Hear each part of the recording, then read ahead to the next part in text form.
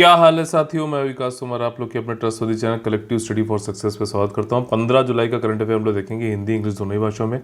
Telegram का channel मैंने जो है डिस्क्रिप्शन बॉक्स में दे रखा है लिंक, वहाँ जाके आप लोग ज्वाइन कर सकते हैं। यहाँ पे सारे नोटिफिकेशन आपको मिल जाते हैं जिसमें मैं क्वेश्चन पूछ सकता हूँ। PDF आपको ये सारी मिल जाएंगी, ठीक है। और पेड कोर्सेज की जानकारी सब कुछ वहाँ पर आपको एक जगह मिल जाता है, ज्वाइन कर लीजिएगा। और कोई जानकारी चाहिए आपको UPSC UPPCS, ठीक, इन दोनों के 2022 के पेड कोर्सेज और 2023 के फाउंडेशन पेड कोर्सेज के बारे में जानकारी चाहिए, या फिर और भी mains answer writing current affair module के और डाउट डिस्कशन वाले पेड ग्रुप की जानकारी चाहिए तो आप लोग हमें बात कर सकते हैं 9650347272 पर।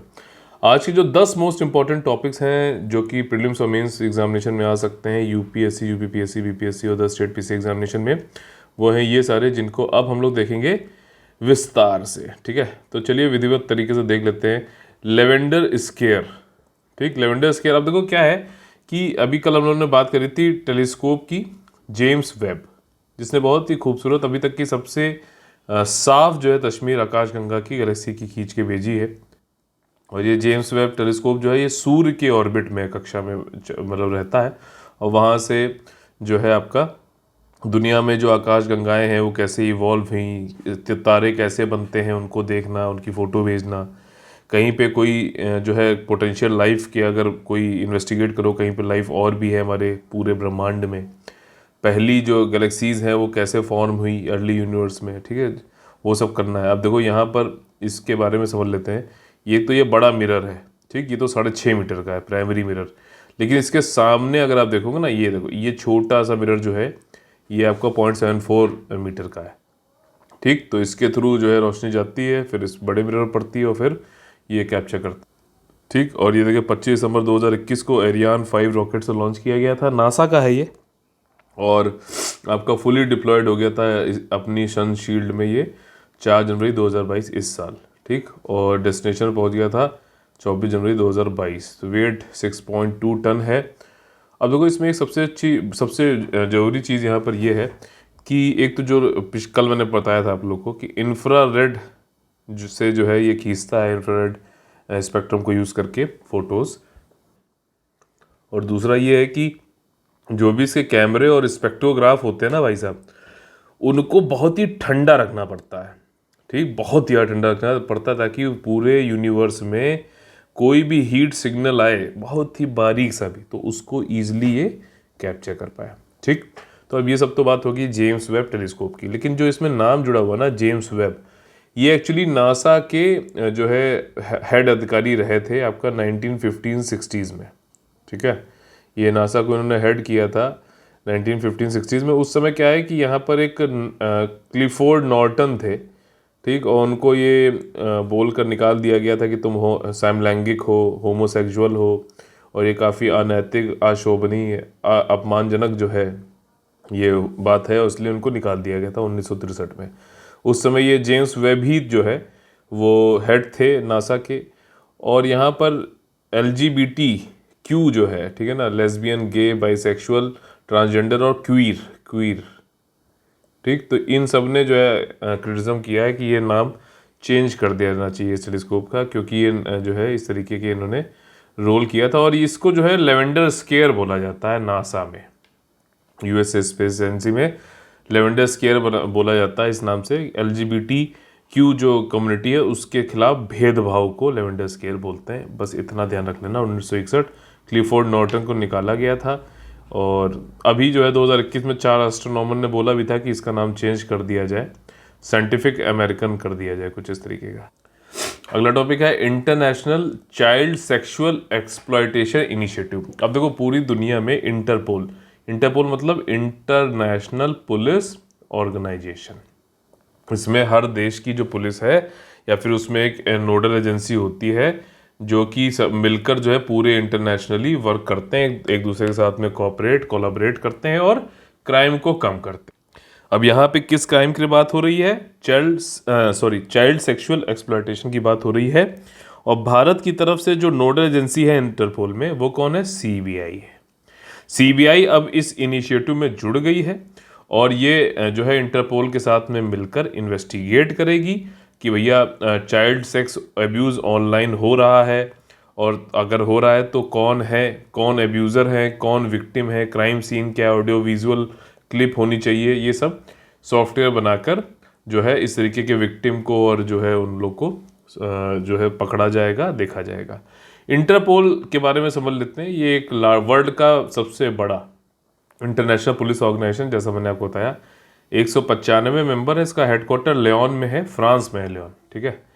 और जो हर मेंबर का एक इंटरपोल नेशनल सेंट्रल ब्यूरो होता है, उसमें इंडिया की तरफ से सीबीआई है, जैसा मैंने आपको बताया। और यहाँ पर जो है आईसीएसई डेटाबेस जो है वो वीडियो और इमेज कंपैरिजन करता है और इसके थ्रू विश्लेषण करता है चाइल्ड सेक्स एक्सप्लॉयटेशन मटेरियल का, और फिर कनेक्शन बैठा पाता है कौन विक्टिम है, कौन अब्यूज़र है, ठीक है ना, और कौन मतलब कहाँ पे सारी चीज़ें हो रही हैं, ऑनलाइन हो रही हैं, कैसे क्या है, ठीक है।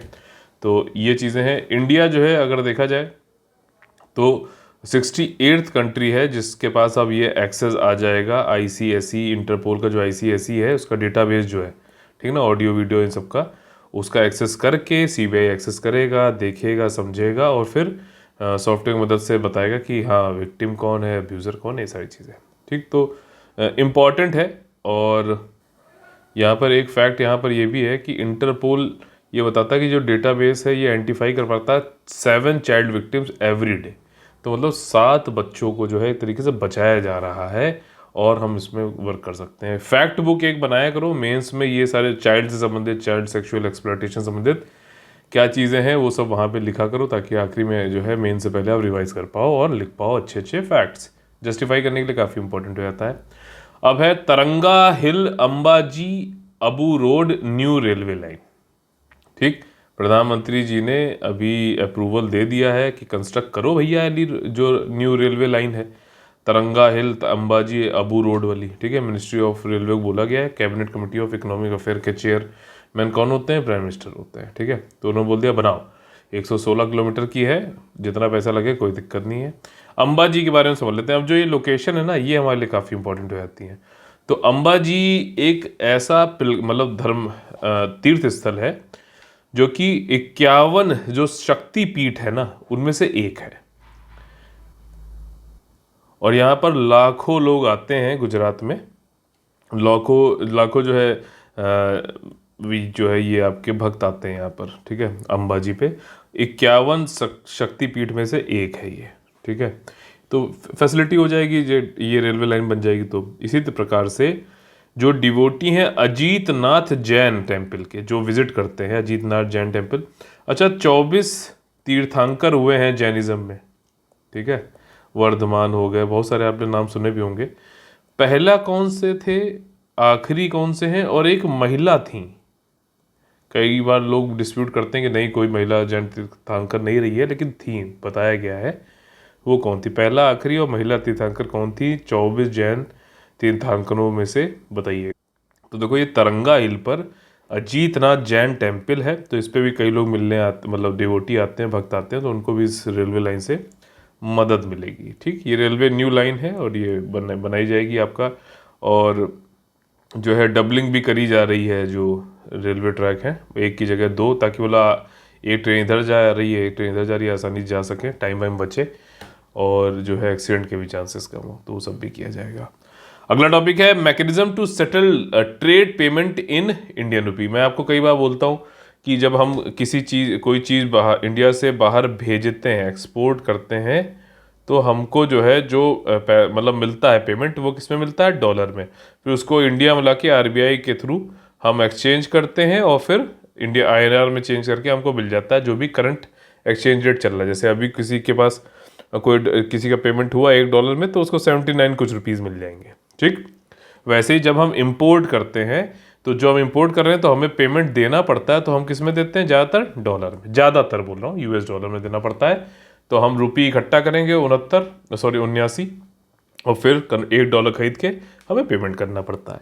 ये तो हुई नॉर्मल चीज़। लेकिन अभी आरबीआई ने क्या कहा है कि हम कोशिश ये कर रहे हैं कि एक मैकेनिज्म ऐसा किया जाए कि जो ये भुगतान हम कर रहे हैं ट्रेड का, या फिर भुगतान ले रहे हैं, ये सब आईएनआर में ही हो, जिससे बड़े फ़ायदे होंगे। एक तो ये है कि आईएनआर जो है वो भी एक ग्लोबल जो है करेंसी के तरीके से काम आएगी, ठीक है। जैसे कि इसको देखो, रिजर्व जो है करेंसी बोलते हैं, reserve currency. Reserve currency reserve bank of India संबंधित नहीं। रिजर्व करेंसी मतलब ये होता है कि दुनिया में सबसे ज़्यादा जो व्यापार हो रहा है किस करेंसी में हो रहा है, तो उसको रिजर्व करेंसी बोलते हैं। अभी जो है वो यूएस डॉलर है, ठीक है। रनमिनबी जो है आपका चाइना वाला, वो चाहता है कि उसकी हो जाए, क्योंकि अगर रिजर्व करेंसी बन जाती है ना तो बहुत सारा जो है अर्थव्यवस्था पे आपकी पकड़ अच्छी हो जाती है। यूएस, मैं आपको बताऊं, दुनिया की सबसे बड़ी अर्थव्यवस्था है, उसके पीछे एक कारण जो है यूएस डॉलर का जो है रिजर्व करेंसी होना भी है, ठीक है। ये सारे पॉइंट्स जो आपको बता रहा हूँ किसी बुक में एक साथ नहीं मिलेंगे, ये सब अंडरस्टैंडिंग कई जगह पढ़ने के बाद मिलते हैं, ध्यान रखिएगा, ठीक है। तो आईएनआर के मतलब वही धीरे धीरे हम चालू तो करें कि हम जो भुगतान हो रहा है, जो दे रहे हैं, वो सब आईएनआर में दें, ठीक है। इससे हमारा जो फ्लक्चुएशन होता है ना कि डॉलर की डिमांड है वो कम हो जाएगी, साथ ही साथ जो एक्सपोर्ट हम कर रहे हैं उसको बढ़ावा भी मिलेगा, और जो आईएनआर है वो उसका जो है पूरे वर्ल्ड में ट्रेड में जो है आपका एक्सचेंज भी बढ़ेगा, मतलब कि एक दूसरे के जगह पे जाएंगे लोग, आईएनआर का भी यूज़ करेंगे, तो आगे चल के रिजर्व करेंसी की दिशा में भी हम बढ़ सकते हैं। यही सारी चीज़ें इसमें यहाँ बताई गई हैं। और इसके लिए जो है एक एथोराइज्ड डीलर बैंक होते हैं कई सारे, जिनको अप्रूवल जो है लेनी पड़ती थी foreign exchange department of RBI से। अब जो है कुछ नहीं, आप जो है ऑथराइज डीलर बैंक जो है एक परमिट कर पाएगा, मतलब ओपन कर पाएगा अपने यहाँ ओपन रुपी वॉस्ट्रो अकाउंट, ठीक। एथोराइज डीलर बैंक जो है, जो ये काम करते हैं, वो अपने यहाँ वॉस्ट्रो अकाउंट खोल लेंगे, और उसी प्रकार से मान लीजिए आप अमेरिका में किसी से कर रहे हो ट्रांजेक्शन, तो वहाँ पे भी जो बैंक हैं उनका अकाउंट भी, वॉस्ट्रो अकाउंट, इंडिया में ये एथोराइज डीलर बैंक खोल लेंगे, ताकि जो भी जो ट्रेड हो रहा है, भुगतान हो रहा है, देना है, लेना है, वो सब आईएनआर में हो पाएगा आसानी से, ठीक। तो ये चीज़ मेरे ख्याल से अब आपको इकोनॉमी की समझ में आ गई होगी। अगला टॉपिक है I2U2 शिखर सम्मेलन, ठीक है। तो इस I2U2 क्या है? आई से है इंडिया और आई से है इजराइल, ठीक। यू से है यूएई और यू से है यूएसए। तो I2U2, ठीक। इनके बीच में वर्चुअल समिट हुआ 14 जुलाई को, और यहाँ पे चारों देशों के जो हेड है वो सभा के उन्होंने बातचीत करी। कुछ 6 जगहें हैं जहाँ पे लोग बात करना पसंद कर रहे हैं अभी।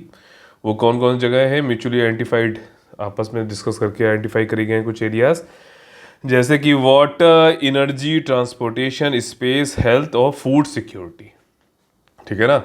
उद्देश्य जल, ऊर्जा, परिवहन, अंतरिक्ष स्वास्थ्य और खाद्य सुरक्षा, ये 6 जगहों पे करना चाह रहे हैं। I2U2 ग्रुपिंग जो है पिछले साल 4 कंट्रियों के बीच में 18 अक्टूबर को जो है लॉन्च करी गई थी।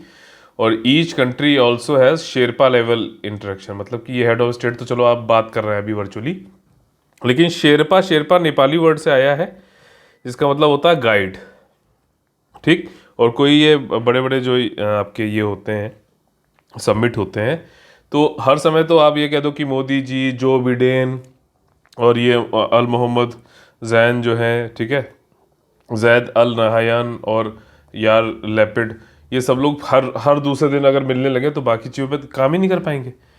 तो इसीलिए ये है कि एक शेरपा बना दिया जाता है, फिर वो एक तरीके का पर्सनल रिप्रेजेंटेटिव होता है हेड का, जो गवर्नमेंट का, ठीक, जैसे प्राइम मिनिस्टर का, वो ये सारी चीज़ें देख रहे करते हैं, मीटिंग कब होनी, क्या मुद्दे होने, सारी चीज़ें, ठीक। तो ये थोड़ा सा यहाँ पर देखने वाला है। और इसमें वही सारी बातें, आप देखो, अब हेल्थ की बात हो रही है तो बढ़िया, पब्लिक हेल्थ सुधरनी चाहिए, फूड सिक्योरिटी यानी कि फूड ग्रेन होने चाहिए, और वाटर, एनर्जी मतलब क्लीन और एनर्जी होनी चाहिए, कार्बन जो है कम होना चाहिए, वही सारी बातें यहाँ पर होंगी। अब यहाँ पे देखिए, तमिलनाडु ने कुछ अलग करने की कोशिश करी है, काफ़ी अच्छा है, बॉटम अप अप्रोच जिसे मैं बोलता हूँ, ठीक है, बॉटम अप अप्रोच। अब इन्होंने क्या है कि क्लाइमेट चेंज की बातें तो हो रही हैं, सब लोग हो रही हैं, सब कर रहे हैं, लेकिन एक्शन क्या, कौन कितना कैसे क्या ले रहा है, ये चीज़ देखने वाली होती है। तमिलनाडु ने क्या कहा है कि हर डिस्ट्रिक्ट, इनके यहाँ 38 डिस्ट्रिक्ट हैं, 38, तो हर डिस्ट्रिक्ट अपना जो है एक इस्टेब्लिश करेगा डिस्ट्रिक्ट क्लाइमेट चेंज मिशन, और डिस्ट्रिक्ट कलेक्टर जो होते हैं वो इसके मिशन डायरेक्टर बन जाएंगे। साथ ही साथ जो भी डीएफओ यानी कि डिस्ट्रिक्ट फॉरेस्ट ऑफिसर जो होते हैं वो क्लाइमेट ऑफिसर बन जाएंगे। तो अब इससे होगा क्या? सुप्रिया साहू जो एडिशनल चीफ सेक्रेटरी हैं, उन्होंने ये बताया कि ये इससे क्या है कि क्लाइमेट रिस्पॉन्स, गवर्नमेंट का क्लाइमेट रिस्पॉन्स ग्रास रूट तक पहुंचेगा और इससे जो है हमें एक मजबूती मिलेगी क्लाइमेट चेंज से लड़ने के लिए। ठीक है, तो और ये भी इन्होंने बताया कि नीतिगत सपोर्ट भी मिलेगा, स्ट्रॉन्ग पॉलिसी सपोर्ट होगा हर सेक्टर में गवर्नमेंट के। इन्वायरमेंट को हम जोड़ के चल सकेंगे ग्रोथ और डेवलपमेंट में, ठीक है ना। और इससे ग्रीन हाउस गैसेस जो है घटेंगी और ग्रीन मैन्युफैक्चरिंग की तरफ बढ़ेंगे, सोलर विंड एनर्जी टेक्नोलॉजी की तरफ होगा, बायोडिग्रेडेबल पैकेजिंग होगी, ई व्हीकल्स होगी। तो हर डिस्ट्रिक्ट जो है काम करेगी, तब जो है ये सारी चीज़ें हो पाएंगी। बहुत अच्छा जो है ये इनिशिएटिव है।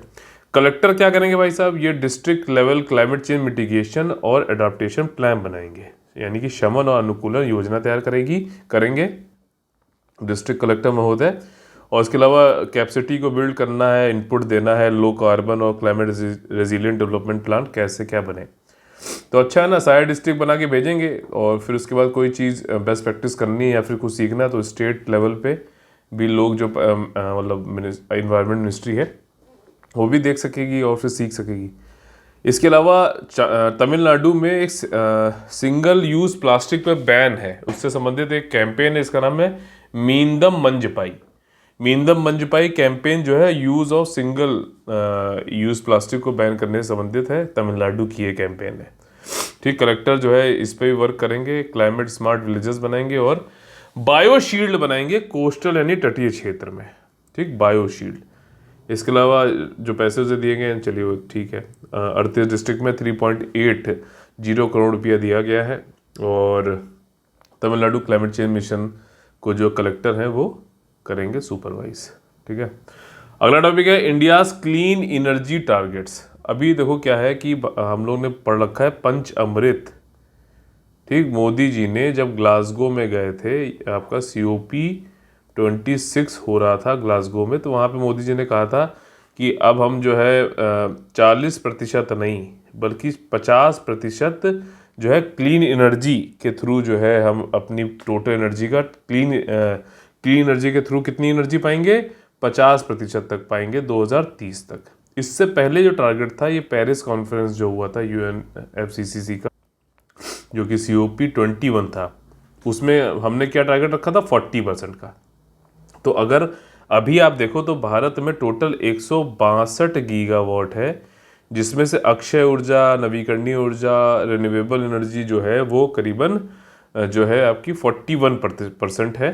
ठीक है, टोटल जो हाँ 41% है टोटल हमारे पास। पूरी एनर्जी हम कितने हमारे गीगावाट की है? 402 गीगावाट की है, जिसमें से 162 गीगावाट जो है वो नवीकरणीय ऊर्जा है, अक्षय ऊर्जा है। तो ये करीबन 41% हो गया। तो अगर आप देखो तो पेरिस क्लाइमेट कॉन्फ्रेंस में जो हमने बोला था कि हम 40% को अचीव करेंगे पूरी एनर्जी जितने भी हम बना रहे हैं उसमें से, और 2030 तक करेंगे, तो हमने तो भाई साहब अभी 2022 चल रहा, तो यही चीज़ यहाँ पर सिडनी एनर्जी फोरम चल रहा था सिडनी में। तो वहाँ पे पावर मिनिस्टर जो है RK सिंह, उन्होंने बोला कि हमने तो अपना टारगेट 9 साल पहले ही पूरा कर लिया।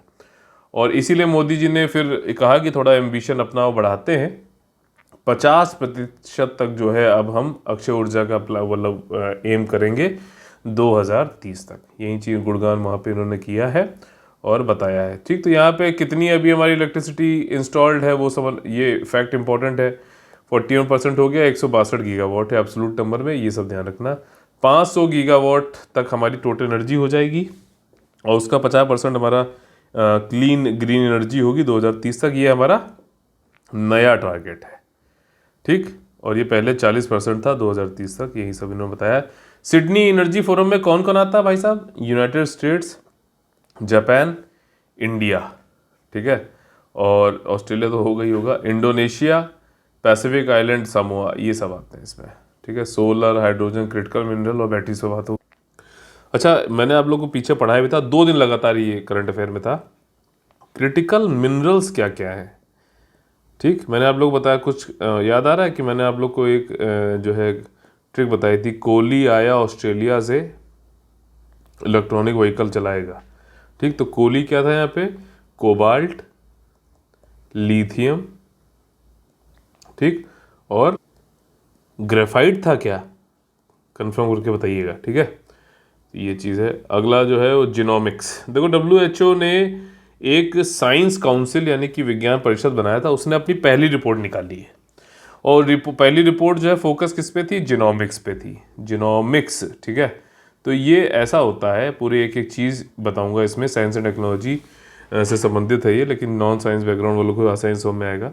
देखो हमें सबको ये पता है, इतना तो पता ही होगा, 10वीं तक तो सबका सेम रहता है। सेल्स होते हैं हमारे शरीर में, पूरा शरीर हमारा कोशिकाओं से बना हुआ है, सेल से, ठीक है। उसमें जो है आपका क्रोमोजोम्स होते हैं, ठीक। क्रोमोजोम को आप देखो धीरे धीरे ये कंपोनेंट बनता है, क्रोमोजोम होते हैं। क्रोमोजोम में अगर आप देखते जाओ तो न्यूक्लियोजोम होते हैं, ऐसे याद कर लेना बस जो चीज़ें हैं जिसमें, नहीं तो फिर तो पूरी डॉक्टरी हो जाएगी यहीं पे ही। और फिर न्यूक्लियोजोम में होते हैं हिस्टोन, हिस्टोन में जीन होता है, ठीक ठीक, अनुवांशिक जो है डेटा होता है जीन, और जीन में होता है डीएनए यानी कि डीऑक्सी रिबो न्यूक्लिक एसिड, और डीएनए में होते हैं न्यूक्लियोटाइड। ये चीज़ यहाँ नहीं लिखी है, न्यूक्लियोटाइड। न्यूक्लियोटाइड मतलब कि ए से टी का, जी से सी का जो है बॉन्डिंग होती है, ये इस तरीके कुछ ऐसा होता है, ठीक है। उसमें बॉन्डिंग बनी होती है ऐसे करके, ठीक है। तो ये बॉन्ड्स जो है ए से टी की हमेशा होगी और जी की सी से होगी, ठीक। एडोनिन, थाइमिन और ग्यूटा की, ठीक। तो ये आपका कौन कौन सा है, एडेनिन, साइटोसिन, ठीक, थाइमिन और ग्वानिन। तो याद रखना ये 4 तरीके के होते हैं। ए और टी के बीच में डबल बॉन्डिंग होती है, जी और सी के बीच में ट्रिपल बॉन्डिंग होती है। क्या सही है, बताइए कि कुछ उल्टा है, ठीक। थोड़ा बहुत देखो। तो ये डीएनए हो गया। इसी प्रकार से एमआरएनए भी होता है। अभी इसके बारे में मैंने आप लोग को बताया भी था कि इंडिया में जर्मोवैक करके जो है, जर्मोवैक करके पहली जो है भारत की mRNA बेस्ड वैक्सीन बनी है कोरोना संबंधित। mRNA जो है सिंगल स्ट्रैंड होता है, इतने दिन को मैसेंजर होता है, जाके इसमें जो मैसेज दिया होता है उसके थ्रू प्रोटीन बनाता है अलग अलग जगह पे जाकर, ठीक। तो यहाँ पे जीनोमिक्स की जो बात करी गई है, ये तो पूरा जीनोमिक्स हो गया। अब ह्यूमन्स के अंदर कई सारे सेल्स हैं, उसमें कई सारा डेटा है, अलग अलग जगह पे अलग अलग प्रोटीन या डेटा में जो कोडिंग कर रखी है उसके जरिए प्रोटीन बनाता है, उससे अलग अलग इम्पैक्ट हमारे शरीर में होते हैं, वर्किंग होती है, ठीक। तो अगर हमारे पास ये डेटा हो जीनोमिक्स का, तो कई जगहों पे हम कुछ चेंजेस भी कर सकते हैं। कुछ ऐसा प्रोटीन है जो नहीं बन रहा है, तो हम उसमें कुछ चेंज करके, जो बॉन्डिंग है उसका, जो पेयरिंग है उसको कुछ चेंज करके हम वहाँ पे प्रोटीन बना भी सकते हैं, या फिर कोई प्रोटीन बनाने से रोक भी सकते हैं। बात तो समझ में आ रही होगी अब आपको, ठीक। तो इसीलिए यहाँ पर WHO की जो साइंस काउंसिल है उसने कहा कि यार ये जीनोमिक्स वाला जो डेटा है ना, वो सभी को बांटो, ऐसा मतलब जो गरीब देश भी उनको बांटो, क्योंकि अगर हम उनको नहीं देते हैं तो एथिकली और साइंटिफिकली यानी कि नैतिक और वैज्ञानिक रूप से उचित नहीं है, ठीक। और हम उनको दें ताकि जो है ये एग्रीकल्चर और एनिमल साइंसेज में हम इसके एप्लीकेशन का यूज़ करते हुए मेडिसिन, ट्रीटमेंट, ये सब आसानी से कर सकें। ये चीज़ इनकी जो पहली रिपोर्ट आई है आपकी साइंस काउंसिल की, WHO के द्वारा जो बनाई गई, उसने ये चीज़ रिकमेंड करी है, ठीक। और रिपोर्ट ये बोलता है कि भाई साहब जीनोमिक टेक्नोलॉजी जो है particularly low and middle income Nations में वो आप ज़रूर भेजो, और जो भी शॉर्टफॉल है वो भी पूरा करो।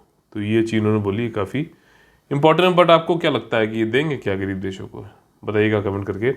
अगला टॉपिक है SARS-CoV-2, ठीक। ये भी बायोलॉजी संबंधित है। अब देखो इंडियन कुछ साइंटिस्ट हैं, उन्होंने कहा है कि हमने एक नया तरीका ढूंढ लिया है जिसके वजह से जो SARS-CoV-2 वाला जो ये वायरस है ना, इसको हम निष्क्रिय कर देंगे, ठीक। तो इन्होंने क्या कहा, इन्होंने कहा कि देखो ऐसा है कि पहली बात तो ये जो ये होता है ना वायरस जिसमें कांटे कांटे निकले रहते हैं, इसको पहली बात तो हम सेल्स में घुसने ही नहीं देंगे, ठीक। सेल्स के अंदर जा घुसता है, फिर उसको जो है ये कांटे जो होते हैं ना, ये इसको मदद करते हैं घुसने में, और फिर ये अपने आप को रेप्लिकेट करता है, बढ़ाता है, ठीक। तो पहली बात तो ये कह रहे हैं कि हम इसको घुसने ही नहीं देंगे।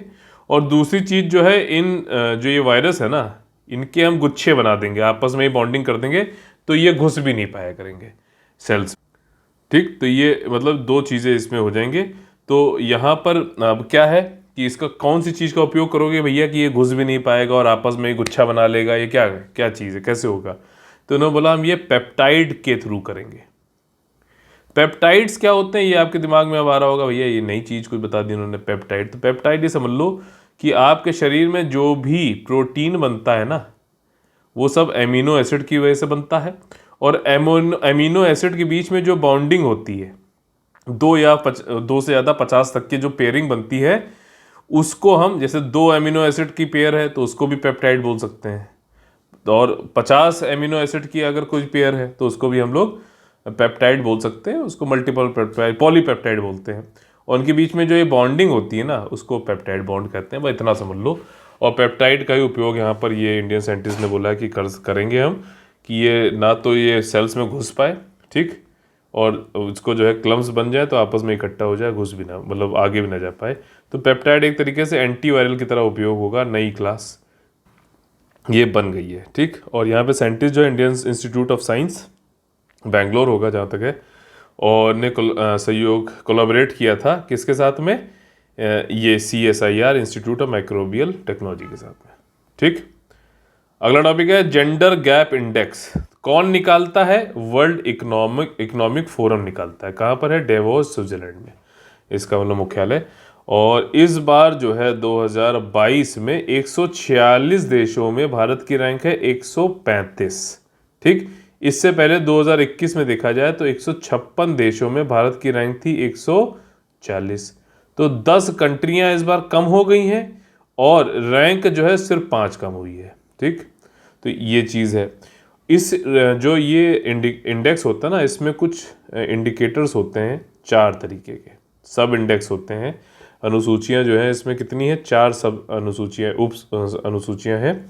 पहला है इकोनॉमिक पार्टिसिपेशन एंड अपॉर्चुनिटी। अच्छा, ग्लोबल जेंडर गैप है, तो यहाँ पर ये क्या देखा जा रहा है कि जो चीज़ें मेन को अवेलेबल हैं वो कितनी, वही चीज़ें कितनी वुमेन को भी अवेलेबल हैं, क्या उनके बीच में कोई गैप है क्या, ठीक। मान लीजिए इकोनॉमिक पार्टिसिपेशन है, ठीक। तो एक एग्जाम्पल के तौर पे बता रहा हूँ आसान भाषा में, ताकि आपके दिमाग में कॉन्सेप्ट बिल्कुल सेट हो जाए, आपको रटने की जरूरत ना पड़े।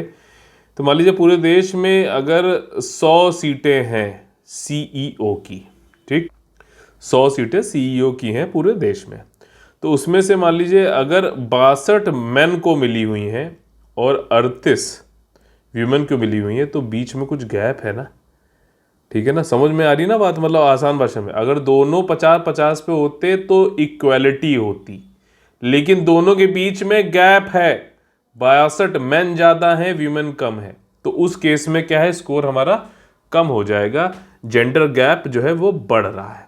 तो इसी प्रकार से 4 मतलब ये सूचियाँ होती हैं, ठीक, इंडेक्स होते हैं। इकोनॉमिक पार्टिसिपेशन एंड अपॉर्चुनिटी, इसमें 146 देशों में भारत की क्या रैंक है? 143, ठीक। ओवरऑल 135 है, लेकिन अब उप सूचियां जो हैं उसका बता रहा हूं मैं आपको।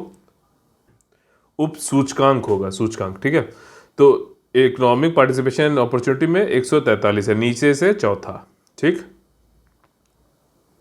इसके बाद देखिए एजुकेशनल अटेनमेंट में अगर देखा जाए तो 107 है 146 में से। यहाँ पे भाई साहब देखो क्या चीज़ हुई है, हम सबसे लास्ट हैं हेल्थ और सर्वाइवल में अगर देखा जाए तो, व्यूमन और मैन के बीच में जो है क्या है, कितना गैप है भाई साहब, उस जो भी उसमें निकाला गया, तो पूरी दुनिया में हम सबसे लास्ट हैं। पॉलिटिकल एम्पावरमेंट, जैसे पार्लियामेंट में कितनी महिलाएं जो है चयनित होकर आई हैं, मंत्रिमंडल में कितनी महिलाएं रखी गई हैं, ठीक है। तो ये सारी चीज़ें हैं, पॉलिटिकल एम्पावरमेंट दिखाते हैं, डिसीजन मेकर हैं कि नहीं है पॉलिटी में इंडिया की। तो उसमें हम 48 नंबर पे हैं, जो कि एक अच्छा जो है स्कोर है बाकियों को देखते हुए। तो हेल्थ एंड सर्वाइवल में हम लास्ट हैं, ध्यान रखना। ओवरऑल हमारी रैंकिंग है 135, ठीक। और हमारे जो नेबर है ना, जैसे कि भूटान, मालदीव्स, ठीक, श्रीलंका जहाँ तक बिल्कुल बवाल मचा हुआ है, नेपाल, बांग्लादेश, इन सब की रैंकिंग हमसे अच्छी है। हम तो 135 है ना, और हम लोग क्या देखते हैं सिर्फ कि पाकिस्तान कहाँ है। ये बहुत ही, देखो एक चीज़ बताऊँ, इंडिया और पाकिस्तान का कोई कंपैरिजन करना ही नहीं चाहिए, और ये कहना कि हम पाकिस्तान से अच्छे हैं, ये हमको कभी ज़िंदगी में आगे एक ग्लोबल लीडर बनने नहीं देगा, ठीक है ना। पाकिस्तान तो इंडिया के लिए एक परिजीवी है, धीरे धीरे खून चूस रहा है हमारा, ठीक है ना। जो पैसा जो लगना चाहिए हमारे जो है सोशल सिक्योरिटी और जो है सामाजिक न्याय और समाज में सुधार करने के लिए, वो पैसा जो है डिफेंस में, न्यूक्लियर पावर बनने में, इसमें चला जाता है। और हमारे यहाँ जो गरीबी है और ये सब चीज़ें उस पर हमारा फोकस है तो, लेकिन उतना आधे से नहीं अच्छा हो पाता, क्योंकि हम पहले सुरक्षा नहीं रख पाएंगे तो फिर ये गरीबी और कैसे उन्मूलन करेंगे, नहीं कर पाएंगे। तो अब ये कह देना कि पाकिस्तान से तो बेहतर है, ये सबसे मूर्खतापूर्ण जो है उदाहरण होगा। ठीक, तो पाकिस्तान से हमारा कोई कंपैरिजन नहीं है। ये बहुत बड़ी दुर्भाग्य की बात है कि हम उसके इर्द गिर्द ही नाच रहे हैं। ठीक है ना, तो ये जो हाइफिनेशन है, मतलब हमें जोड़ा जाता है, इंडिया है तो इसको जोड़ के देखते हैं पाकिस्तान के साथ में, ये एक शब्द यूज किया जाता है इंटरनेशनल रिलेशन में, डी हाइफिनेशन। डी हाइफिनेशन, ठीक, थोड़ा एडवांस लेवल का, लेकिन कोई बात नहीं। इसी तरीके से देखिए, मैंने आप लोग बताया था soft power, soft power UPPCS के मेंस में पूछा गया था ना। तो ऐसा ही है, यही कुछ ऐसे क्वेश्चन होंगे जो आपको दूसरों से अलग कर देंगे। ठीक है, तो यहाँ पर डी हाइफिनेशन होता है, मतलब इंडिया के साथ में जो रिलेशन है उसको डी हाइफिनेट करो, पाकिस्तान से जोड़े बिना करो। ठीक, और इंडिया को भी पाकिस्तान से कोई कंपैरिजन है ही नहीं, पहली बात तो ये। तो यहाँ पर देखिए हम अच्छे हैं किससे, ईरान से, पाकिस्तान से, अफगानिस्तान से। ठीक, ग्लोबल जेंडर गैप इंडेक्स जो बेंचमार्क है, 4 की डायमेंशंस हैं इसके, और जो बताया मैंने इकोनॉमिक्स से संबंधित है, एजुकेशन संबंधित है, हेल्थ से संबंधित और पॉलिटी से। 1 से 100 तक का जो है स्कोर होता है, और जैसे जैसे आपका जिसमें गैप बढ़ता है, ठीक, आपका स्कोर भी जो है इसमें कम होता जाता है। ठीक, तो आज का देखिए मोटिवेशन वही कल वाला ही है, राह संघर्ष की जो चलता है वही संसार को बदलता है, जिसने रातों से जंग जीती है सूर्य बनकर वही निकलता है। और जहाँ तक बात है मार्केटिंग की, तो मार्केटिंग का वीडियो मैंने डिस्क्रिप्शन बॉक्स में दे रखा है, वहाँ जाके आप लोग क्लिक करके पूरा देख सकते हैं। यूपीएससी और यूपीपीसीएस 2023 का फाउंडेशन ग्रुप हमारा 20 जुलाई से ऑफिशियली स्टार्ट है, but you can take admission right now.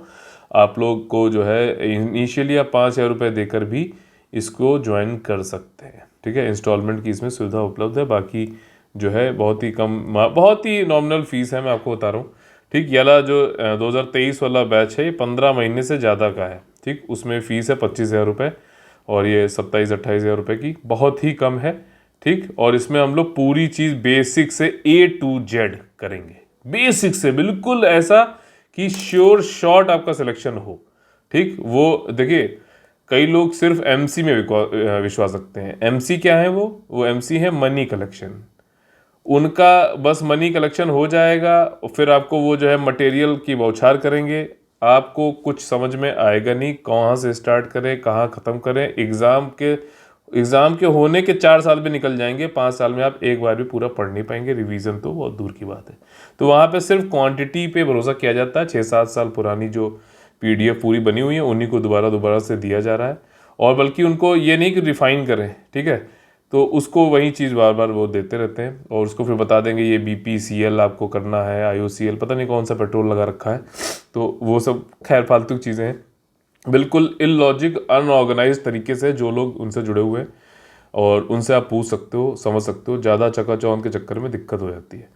तो वो खाली MC हैं, मतलब वो मनी कलेक्शन पे विश्वास रखते हैं, और उनका कोई भी उद्देश्य नहीं है। ठीक, लेकिन यहाँ पर क्या है कि आपको क्वालिटी पे, ठीक, ऑर्गेनाइज्ड वे में आपका डेली इवैल्यूएशन हो, किस तरीके से प्रोग्रेस चल रही है, डेली रिफॉर्मेशन, सिर्फ किताबी कीड़े नहीं, आपका और क्या क्या चीज़ें, पूरा एक कंप्लीट कम्प्रिहेंसिव तैयारी की। हाँ भैया आप मेडिटेशन भी करो, क्या चीज़ें आपको आज करनी है, क्या मतलब आपको कौन कौन सी करनी, कितना करना है, हर बच्चे के अनुसार अलग अलग भी आपको बताया जाएगा।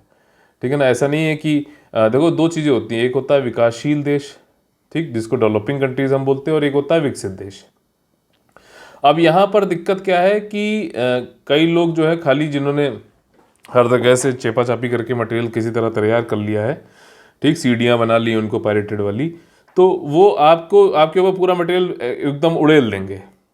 अब आपको पता ही नहीं है कि जब आपकी बेसिक्स ही नहीं क्लियर हैं, बेसिक्स डेवलपिंग कंट्री की नहीं चीज़ें, बेसिक इंफ्रास्ट्रक्चर नहीं बना है, तो वो कैसे ये जो है दूसरी आकाश गंगाएं ढूंढ पाएगा, जैसे नासा कर रहा है ना, नासा यूएसए एक विकसित देश है। तो आपको ये वाला मटेरियल अगर पहले ही दे दिया जाए तो आप कैसे कर पाओगे, आपके तो बेसिक इंफ्रास्ट्रक्चर ही नहीं बना है।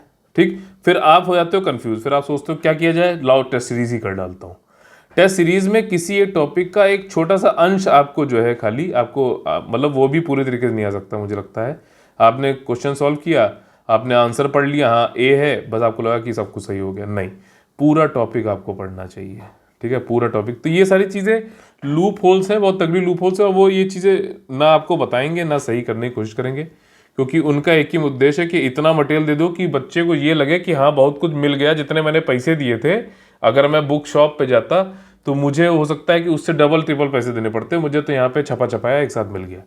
इस तरीके की सोच से मैं बता रहा हूँ, आप अभी बचा रहे हो पैसे, लेकिन वही लोग मनी कलेक्टर एमसी जो हैं वो आपसे 5 साल तक पैसा कलेक्ट करेंगे, और उसके बाद जो है आप खुद ही कुछ समझ में आएगा नहीं, सिलेक्शन तो बहुत दूर की बात है। हाँ, वो लोग मैसेजेस बहुत निकालेंगे कि ये देखो ये रोल नंबर है मेरा और यहाँ पे मेरा सिलेक्शन हुआ, ठीक, और ये देखिए मैंने आपसे ही पढ़ा था, मैं ये मेंबर हूँ वो मेंबर हूँ। तो मतलब ये आप खुद सोच लो, ये समझ लो कि अगर मैं चाहूँ अभी ये इस तरीके के मैसेज बनाना, तो मैं खुद बहुत ज़्यादा नहीं, मतलब जो लोग कर रहे हैं वो तो खैर बहुत ज़्यादा कर रहे हैं, मैं अगर बहुत ज़्यादा सोचूं भी तो 10 तो बना ही लूँगा, ठीक, आराम से जो है रोल नंबर वाली लिस्ट निकालनी है, उसमें एक ऐसे से करना है, और फिर उसके नीचे जो है दूसरे नंबर से अपने आप मैसेज करना है कि सर गुरुजी आपकी वजह से सब कुछ हुआ, मेरा पेड ग्रुप मेरा मैंने आपको ज्वाइन कर रखा था, बहुत हेल्प हुई, और उसके ऊपर जो है मैसेज के ऊपर यहाँ नंबर काट देना है और फिर भेज देना है, ठीक। एक आदमी 10 बना रहा है, अगर आपके पास जो है 60-70 लोग की टीम है तो सबको दे दो, और फिर बता दो कि मैं हमारे 200 से ज़्यादा सिलेक्शन हो गए।